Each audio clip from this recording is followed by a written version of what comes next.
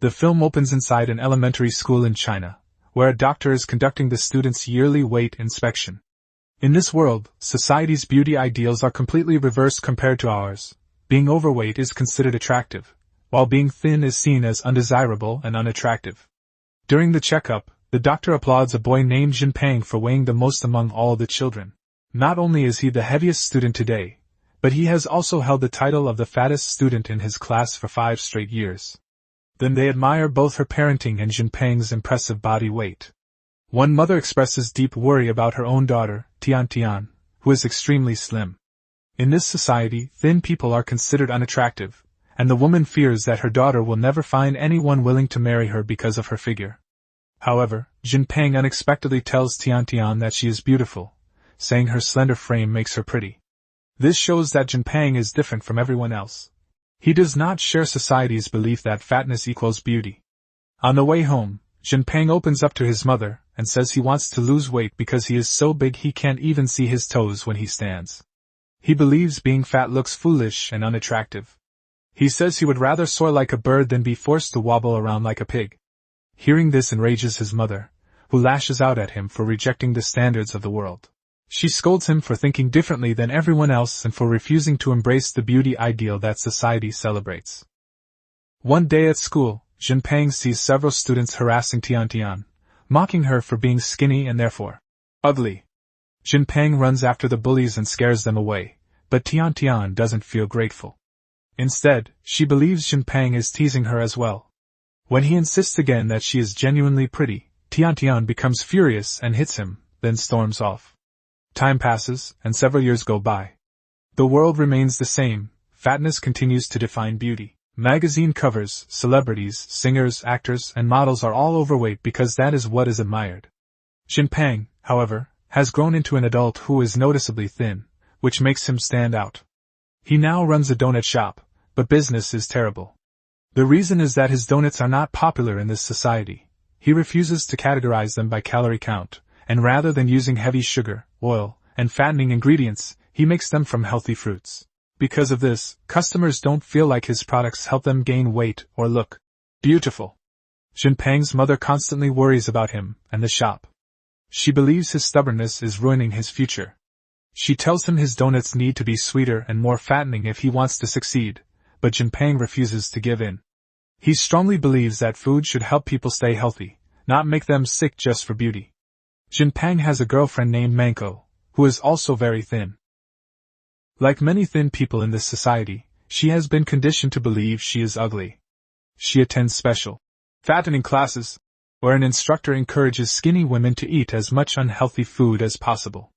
During these lessons, they are told that the heavier a woman becomes, the more loved she will be, and that weight determines how much room she holds in a man's heart.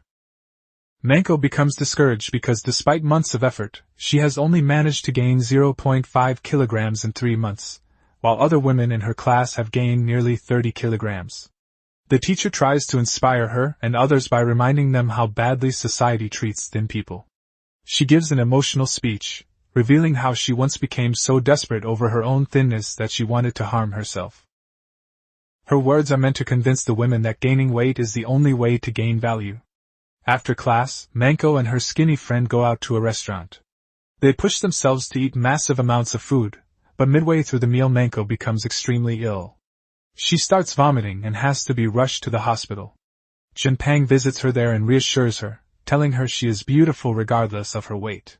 But things worsen when the doctor tells Manko she must eat lighter meals for the next week so her stomach can recover. When Manko returns home, she breaks down, complaining that she can't gain weight no matter how hard she tries. Jinpeng urges her to stop attending the fattening program because it is harming her health, but Manko refuses completely, insisting she must continue or she'll never be attractive in society. At their next class, Manko and her friend are suddenly kicked out. The organizers claim they are ruining the program's image because they remain skinny and make the institution look ineffective. The teacher humiliates them and tells them there is no chance they will ever gain enough weight to become truly beautiful. Angry and embarrassed, the two women protest, but they are thrown out anyway. Outside the facility, Manko's friend becomes devastated. She reveals that her boyfriend will not marry her unless she gains weight. Feeling hopeless, she runs into the street and attempts to commit suicide by jumping in front of an oncoming car. At the last second, a handsome obese man stops the vehicle with his bare hands and saves her life. This heroic man is revealed to be Simon, the founder of the fattening program itself. Simon kindly escorts Manko's friend home and then confronts the staff member who removed the girls from the program. He orders that the girls should be enrolled again. According to him, the purpose of the institution is to help skinny women achieve beauty and confidence.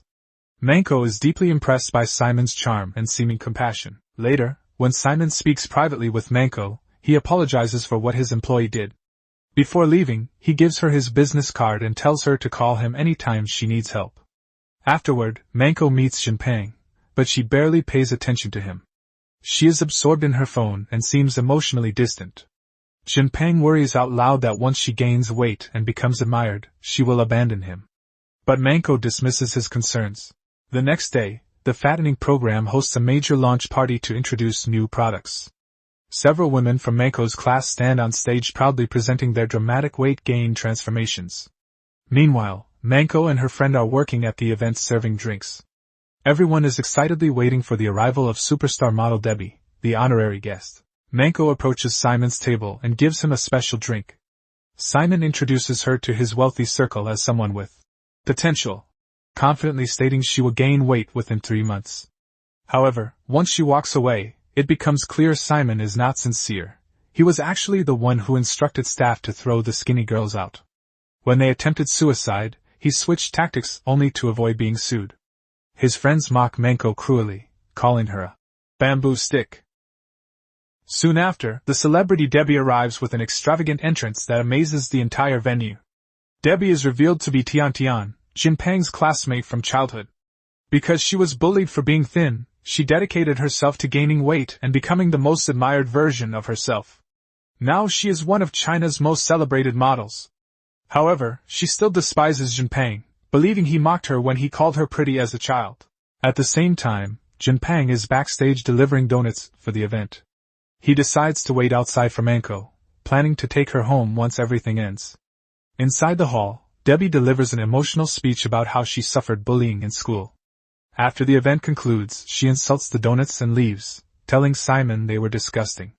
Manko and her friend prepare to leave, but Simon's group pressures them to stay for drinks. Manko agrees, unaware that Jinpeng is outside waiting. As the group drinks, Manko grows jealous watching another fat woman flirt closely with Simon. A drinking competition begins, and Manko tries to outdrink the others out of envy. The men encourage the chaos, also insisting the women eat donuts while drinking. Eventually, Manko starts feeling sick again. One of Simon's friends cruelly shoves a donut into her mouth and forces it down her throat. Just then, Jinpeng enters and sees what's happening. Furious, he knocks the man away and defends Manko. A fight breaks out, and Jinpeng loudly accuses the fattening program of being a fraud that exploits women. Simon becomes enraged when Jinpeng pushes him for laughing about the situation. Simon throws Jinpeng and Manko out of the party. As they're kicked out, the group mocks them, calling them a pair of chopsticks. Jinpeng takes Manko to a restaurant to calm down, but she explodes at him. She accuses him of ruining the only promising opportunity in her life. She admits she never found him attractive, and says she only dated him because he was skinny like her. Then she coldly announces that they are breaking up and storms away. Heartbroken, Jinpeng wanders outside in despair. Suddenly, a heavy metal billboard advertising the fattening company collapses and strikes him, leaving him unconscious. The accident sends him into a coma. His mother, furious at the fattening program and everyone involved, hires a lawyer and prepares to sue the company. Simon soon receives legal documents, and the news spreads quickly through the media. Public opinion turns against the company, accusing them of negligence and putting innocent lives at risk. Since Debbie's photo was used on the billboard, she also becomes a target of backlash for endorsing the brand. Debbie and her assistant work urgently to restore her image. They learn that the accident victim is Jinpeng, the same boy she believed bullied her long ago. The next day, Debbie goes to the hospital with flowers. She introduces herself to Jinpeng's mother as Tian. Jinpeng's mother is stunned to see the skinny little girl has become a beautiful and admired overweight woman. Debbie flatters her and wins her trust with kindness. She even moves Jinpeng into a VIP hospital room to show remorse for her involvement with the brand.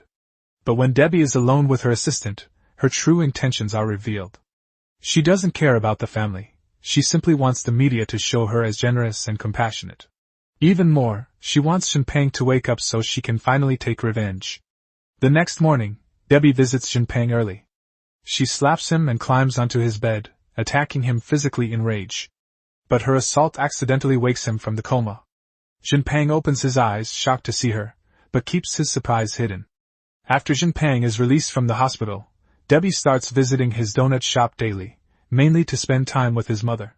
She offers to taste test the donuts every day until they become good enough for her standards. She also proposes becoming their brand ambassador. Jinpeng privately confronts her, asking why she's suddenly acting friendly when she clearly hates him. Debbie breaks down emotionally and explains how deeply he impacted her childhood. She demands an apology, yelling at him, but while doing so, she suddenly collapses unconscious. A doctor explains that Debbie has developed multiple health conditions because of her weight, but she refuses to lose it. If she continues overeating, she is at risk of severe heart disease and could die young. Jinpeng feels guilty and wants to help her, but he struggles to find a way. Debbie becomes obsessed with her weight. She is upset after losing 5 kilograms in a week and insists she must return to 90 kilograms before her debut film shoot. To reach her goal, she secretly uses illegal weight-increasing medicine, even though doctors warned her to stop. Her assistant tries to stop her, but Debbie ignores her. The drugs cause severe rashes all over Debbie's back. The following day, Debbie appears on a radio show encouraging listeners to eat more and embrace fatness. Jinpeng listens and calls in anonymously using the name Donut. He argues that body size should never determine anyone's value. He shares that he was once overweight but is now thin, proving beauty standards are meaningless. Debbie recognizes his voice and becomes furious, later visiting his shop to confront him. They argue intensely, but Debbie suddenly gets dizzy again. Jinpeng helps her inside and makes her tea.